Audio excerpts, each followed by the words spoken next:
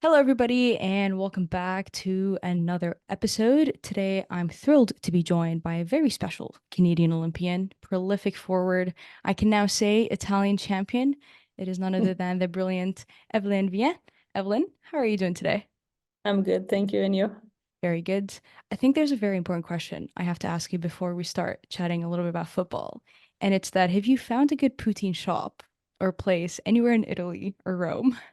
Nothing, but I can say I fall in love with pasta there. So when I go back home, I can eat good poutine, but no, I haven't found anything. Nothing for now. What's been your favorite part of the Italian cuisine you've get gotten to explore so far? I need to say, living in Rome, carbonara are just the best thing, and I'm trying to stay not too close from it, just performance based. But no, the pasta are just different. I don't even eat pasta anymore when I get away from Italy. I know, I'm Italian. She's in Italian now. Well, you know what? When you're back home in Canada and Quebec, you're sticking with the poutine. In Italy, we're sticking with the pasta. Well, before Exactly. how you got to Rome really was actually you signed just this past summer, and when you signed for Roma, you said that I wanted to help the team win trophies, and you've already done that. Just over 2 weeks ago, you guys were crowned as the Italian champions, and we got to see snippets of the team watching that Juve game that decided it. How were the celebrations and I guess the next few hours of celebrations, just getting to enjoy all that together? I mean, it's good. It's my first trophy in club, so for me, it was pretty unique, and it was just special because the week after we had the chance to, with just a win, we could bring the trophy home, but it took Yeah. another week because we tied. But it was just special to be with the team, and it's the second trophy in a row for Roma, so it just shows that it's not becoming something, but it was not a chance last year, and this year I think we solidify it and winning the league with 4 games ahead. It's a big step, and now we have the cup game coming up, so we need to focus on this one, and hopefully we bring the true trophy home. Yeah, why not make it two for you? Like you said, first club trophy. How did this move to Roma come about, and why did you feel like this was the right move at the right time after a few years in Sweden with Kristianstad? Yeah, I mean, it was the summer, and the summer window is pretty crazy, I would say. Like, it's different, and I wanted a new challenge. I think Sweden was amazing and love everything from it, love the club. But it was time for me to challenge myself in a different culture, different style of play. And when Roma called, I knew they were Champions League. They did just a quarterfinal against Barcelona, so they would play most likely Champions League. Mm. They were the champs last year, so for me it was such a great chance, and I knew I was going to work on some stuff that maybe was less prioritized in my past development. So it was just a great match. And has this first kind of debut season, I know the season's not over yet, but has it exceeded some of your expectations with being so involved in terms of goals, game time, assists, trophy, like you mentioned? Yeah, did that match your expectations or has it kind of exceeded what you had anticipated, if you anticipated anything really coming in? I think it for sure exceeded how I quickly became a starter in a way, and just how I was able to score goals. Because normally I think I take more time to just settle in, knowing how people are, how we play. But quickly I was able to just use my own quality and work on some stuff that I wanted to work in the past. And yeah, I think exceeding, and I think at the same time it matched that I played Champions League, but of course I want to next year to go farther in Champions League than what we did this year. Yeah. Do you contribute that quick adjustment to anything specific that you've been able to learn like throughout your career, or was it just the group was so welcoming and kind of helping you adjust so quickly? I think it's a mix of those two. I think first I've moved clubs quite a lot lately and a couple of last year. So you kind of find this formula of like finding the right social balance and how to get along with your teammates and how to perform and be your own player, because that's what you are. You're a player in a club and you want to perform as quick as possible. So I think that's on my own. I'm more better in getting out of my comfort zone, and I think the club saw my quality and wanted to put me just doing what I do best, and I'm really grateful that the staff believe in me and put me in a place to succeed.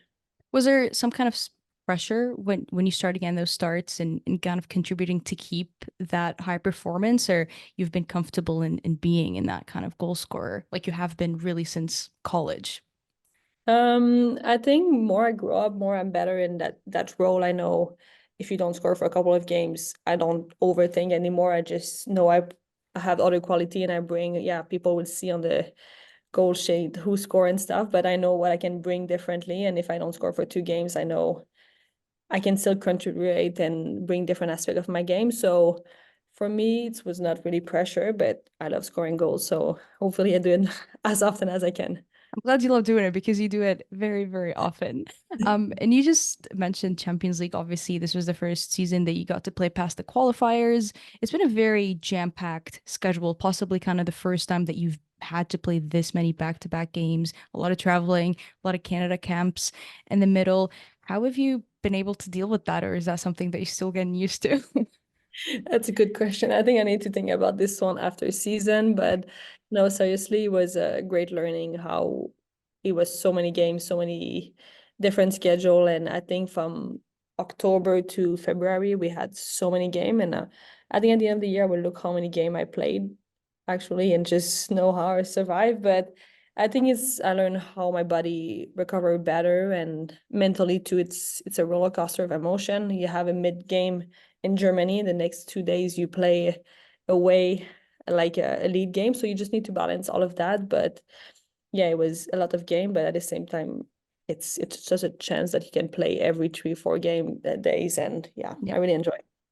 And as a group, I mean, not only is this, personal individuals that you're trying to manage, but as a group, are there certain things that you enjoyed learning how this team prepares for big games that you hadn't maybe experienced in previous leagues and teams like you mentioned, because you have been with a few? Yeah, I would say the culture is really different. The first thing that come to my mind, it's how they're so superstitious about everything here. It's Okay. just crazy how some players just need to do the same thing before every game and just go on the field and follow like a routine. Like it's pretty crazy for me. I try not to go in that way because I would be insane about it. But I think how we prepare to game, it's quite like the same pattern and you just get used to it and you just know how to perform at the great moment. But no, I think this team is they've experienced many games in the past and just you follow the leader and like you find a rhythm. And I think the coaching staff is so able to listen to us and Mhm. see when we're tired and just adjust the load. And I think that's such a great quality that the coaching staff can just be flexible with us. Mm. What's the weirdest superstition? Not to call anybody out, but what's one that you're like, I can't. I have couple, but one I just cannot say it honestly because I think it's too weird. But I would say one girl needs to be the last one to use the bathroom before warm up, I think before the game Mm. and at halftime. Or I don't know, there's so many. Some people eat tuna pasta before every game, but we do play every 3 days, so I don't know how to do it. Even the early ones, even the early kickoffs. I think so. I think they eat it like they're really superstitious, and I think our coaching staff is too, but I haven't seen that part yet. Oh, that's interesting. Well, a bit of a culture shock there. Um, so you just mentioned you love scoring goals, and it's something that I think you've had to be very patient with in terms of, getting that Canada call up, which we'll touch on in a moment. But going from team to team, has this patience maybe been frustrating at times, or is it something that you've had to learn from kind of a young age of, waiting to pounce on that moment? I think when I was younger, maybe patient was I was getting frustrated, but now for me, everything happened for a reason. And if you're just patient and you work the moment that you get the call up for, I don't know, like when I came to Roma, I think I was ready to take on this challenge. When I was called national team, I think I was ready. So I think for me, it's all about taking the great opportunity and just when you don't get that call up or the opportunity, you just keep working and you're going to be ready for it. So now I don't have any frustration, I would say. You certainly don't see any frustration either in your kind of style of play because you're very patient in some ways when you want to pounce on the opportunity. And a skill that everybody talks about you is just you being such a clinical finisher. What would you say is your best quality? And I guess the other question would be, you earlier mentioned that there's something that you wanted to work on going to the Italian league that you hadn't before. So yeah, what's your best quality in your opinion? And the other, I guess, maybe some skill that you've had to sharpen up or feel like you've developed the most since this move? Yeah, I think my biggest quality for sure is anything in the box, just finishing some goals and just finding a way to score a goal. And I would say this year, I think transition moment, I Mm. just live for those moments that you can just smell that something is going to happen and just ready to go in transition. And I think overall in Italy, I think the player is so technically good. Mm. How they just do small details, how they do passing pattern is just something that I think I'm still working on, and just being technically clean will help me to be a better striker in a for sure. You've also been tested, I guess, throughout the different positions in that forward line. Is there one that you've enjoyed most exploring, or is there one that you've kind of grown fond of that maybe you hadn't so much before anywhere in that top three front line? I think for sure I always been a striker, number nine, and that's my favorite spot. And but I'm a team player, so I would do what the coach asks me for. And like I think it's a style of play too. Sometimes I play winger, but I bring a Hmm. little touch of my number nine there, and Yeah. people can see it too. But no, for sure, I'd rather be a central striker. But I do what the team asks me for. And I think you do just fine on the wing. You'd almost think you're a winger there. But when you Thank when you. you, when you get a chance to play on the wing, you get to combine with different players. And I think obviously Roma has so many prolific, talented, kind of different technique players. Who's a player that you've really enjoyed exploring that partnership with on the pitch, either on the training ground or on the games, really? I think it's such a good question because I feel like so many players have different qualities. And I mean, if you look at our number 10, Manuela, how she see those slip ball quickly, it's amazing. And one of my good friend here from Austria, Laura, fire singer, I just think how she work out of the ball and just able to slip those ball. It's really like playing with those midfielder. But I mean, all of our midfielder are great, but they bring something different. But I just cannot say one because now I play with different fullback too, Yeah. different strikers. So no, I think everyone brings something different, but Yeah, you have, I think, one of the most elite kind of movement in football, which is probably what kind of helps you to play across that front line. Did you grow up watching a striker or a player that you studied the movement of growing up today and you took some of their game, or has this just been just all of it you? honestly, I just wish I have a good answer about it because I grew up watching hockey, so Oh, it doesn't really? help me. But I don't know, like I just love watching different type of like striker and how they finish. And I mean, I think every nine are pretty different. Like some are just post up players, some linked up. So I would say, I mean, I enjoy watching Mbappe. I love watching him, Erling Haaland, like all of those players, just fun to watch, but didn't grow up watching I mean, I watch Sinclair and I play with her, so that's a pretty amazing. But no, I don't have like someone I study or the game. Well, I think you've just taken from different players and different sports if you grow up watching hockey. But speaking of different sports, like you mentioned, you've played in different leagues, different places, Sweden, France, when you were on loan a little bit with Paris FC from Gotham in the NWSL. You've had to change up and kind of adapt your style of play very often. What are the biggest kind of takeaways or differences that you've noticed across the leagues? I think each league brings something different. So for me, the most important is bring my own identity to each team because I Mhm. know what's my quality and what I can bring. But at the same time, it's just adapting. In the French league was technical, tactical, I would say, Mhm. and the States was really physical. That was the main difference I noticed. Sweden was a mix of it was a lot tactical and physical, and here I would say technically it's just really, really great. So I think it's just being able to bring my own style of play and just letting my teammates know how I play so they can help me and help the team to succeed. Yeah, and you mentioned kind of going from one place to another. I think a big step was going over to University of South Florida from a very small in Quebec. How was that move? Because I feel like anywhere in Quebec to South Florida is a big switch, but let alone a very small town. Yeah, for me it was amazing. I think that's a moment that I realized a lot of stuff about how you can push your body. I never played football 6 days a week, and I was doing that in at USF because before it was for me just I would not say it was my favorite sport, but Mm. nothing I would make it professional and play for national team. So going there was just great learning experience on the pitch, but also as a person knowing how to live on your own, far from your family, that uncomfortable zone that you just need to learn. Mm, And I love every moment of it and realize that I could actually like play professionally and have a chance to play for a great club. And yep. I think women's football was growing at the same time, and I'm surfing that wave right now, and I'm enjoying it. Yeah, you mentioned you didn't think about playing football professionally. Is that because you never got to play for Canada provincially or youth team? And also, I must mention that you weren't able to play provincially because you had to move to Montreal to be able to represent. Um, so is the fact that you were kind of shunned out difficult to imagine going professional, or the challenges that you had to face with that?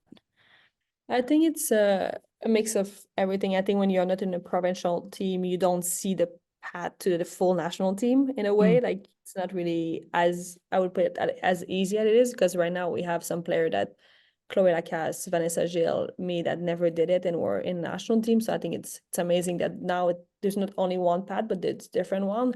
mhm, And I think women's football was still maybe it was a way less popular than it is today with social media, like the accessibility of watching games. Remember watching some games, but it was just not as big as it's right now. So mhm, you don't really think, okay, I will go play pro, but what does that mean? Can I survive out of that? Is it just a free time? It's like, so for me, it just started making more sense my last 2 years at USF, and after playing pro, it's just been mhm. growing and such a chance that I'm like, that's my life right now. Yeah, and from your experience, what are those unique challenges that Quebec-based players have to go through in our development pathway system that misses a lot of them? That's a good question because I've been gone for like 8, 9 years now, but I think for sure like the number of time we actually train on the field, if for me Quebec City was 2 or 3 times in the winter, if you had training it was late because you don't have any stadium almost and Mm, turf time. And I think it's difficult because you don't really see what's your opportunity. And right now from Quebec City we're a couple that play pro, but it from my time it was barely nobody that played overseas or was actually like living out of that. So I think it's difficult to see. And for me, I was not speaking English. So before going to college, I just got lucky a team called me because I would never have gone play in the States if they didn't recruit me. So you had to learn English when you then went over to South Florida. Yeah, I had class in school, but I didn't really I was not I'm a good student, but I was not in English. And when I got there, I was like, I should have learned better. But I learned it not quick, but quicker than I expected, and now it's fine. Yeah, it's certainly that language barrier. We see that be a huge problem for some of the players coming out of the province that just it puts a lot of, I guess, barricades in their way. But playing for Canada, how has that been for you the last few years? You know, the Olympics kind of came a little bit quickly, you know, a few months after that call up. The World Cup certainly didn't go to anybody's expectations. It was your first I guess professional takeaways, you know, personal takeaways from being able to represent Canada now kind of every single camp.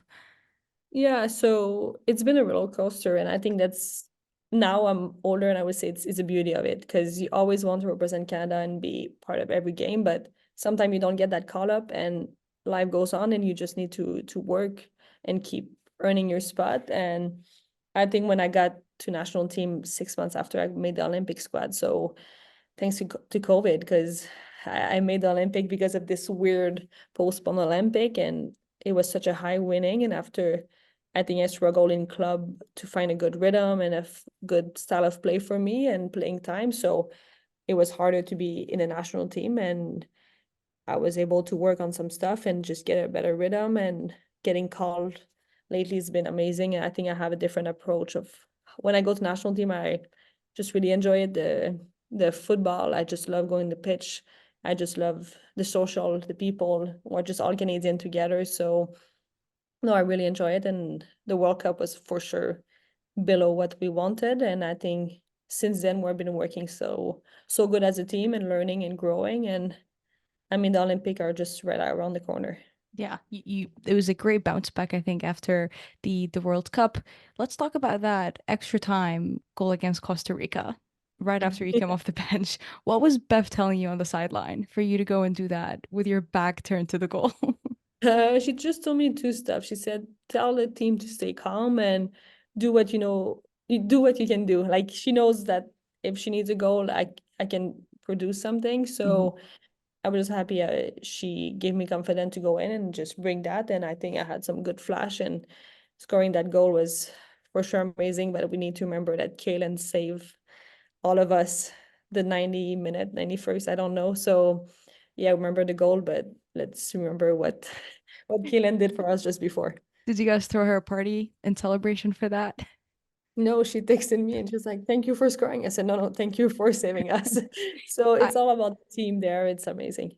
Yeah, I think there was a big sigh of relief there. I think Canada has a lot of forward options and a lot of depth in that front line.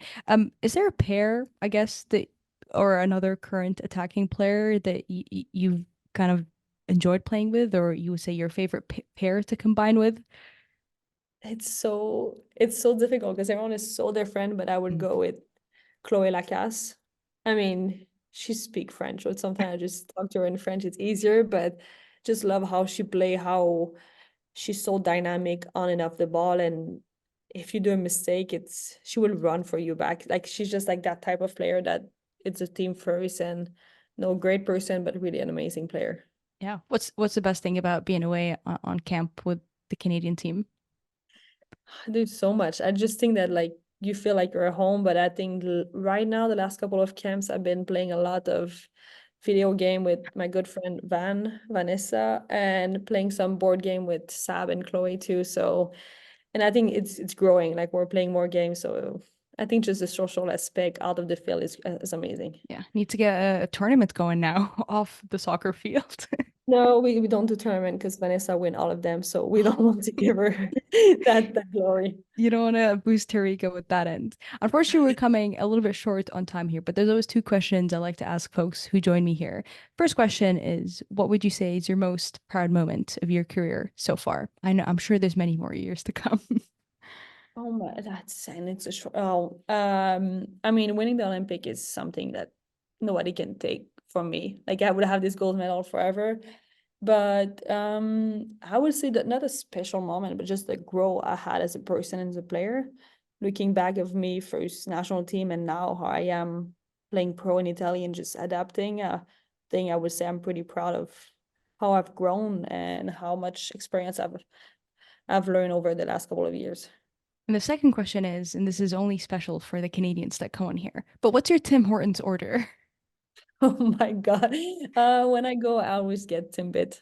Anything Timbit, and yeah, I don't drink coffee that much, but oh no, I get the frozen lemonade. Oh, so Uh good. yeah, the original one with Timbit. It's hard to go wrong with those. I know Olivia Smith also mentioned Timbits, so I guess the team can bond over that. Evelyn, thank you so much for joining me today. Best of luck tomorrow. I'm sure everybody will be watching. Best of luck with more trophies to come on the line. And yeah, really appreciate you taking the time to join me today. Thank you, and thank you for having me.